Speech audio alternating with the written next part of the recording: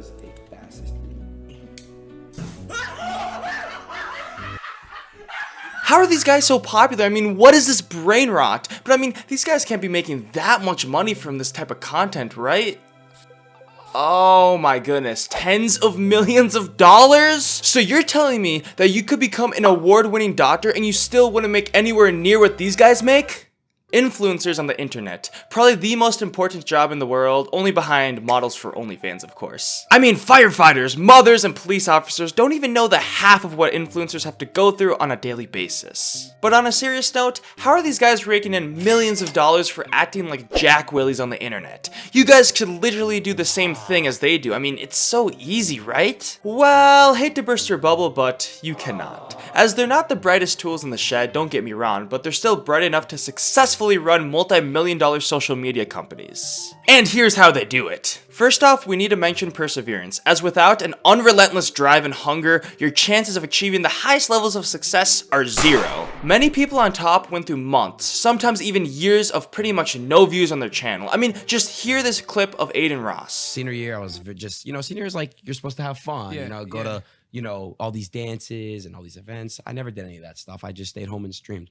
I skipped prom. I skipped a bunch of like major. You serious? Yeah. I was just so determined. You really dedicated yourself to it. I did a 12-hour stream. I was gonna skip my own graduation, but my dad was like, okay, nah, you gotta go to that one. Buddy literally skipped his senior year of high school to make it as a streamer, but I guess it worked out. What I'm trying to say is that there are many things you have to sacrifice and persevere through to even have a chance at making it as a streamer or YouTuber, and that is simply a trait that most people do not possess. That said, it's not necessarily a bad thing to not have this trait, as if you have a family, a house, and a stable career, it would most likely not be in your best interest to risk all of that so you can make funny faces on the internet. But my point stands that you need to have unbelievable ambition and perseverance to even have a chance. Once you achieve this work ethic and keep testing video idea after stream idea after video idea, you will eventually find something that works, and it's your job at that point to continue and to continuously improve the thing that has been working for your channel.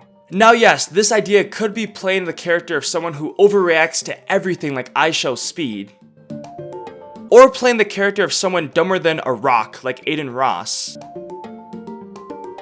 But trust me, these guys are not as stupid as they seem, and they really play into these characters on stream so they can entertain their audiences. And considering most of their audience is teens and young adults, then it makes sense they would portray these silly, goofy characters on the internet. And if you don't believe me, just watch this clip of IShowspeed not in character. You guys, the support y'all give me, the love, my fans, I appreciate all of y'all, and I love y'all from the bottom of my heart.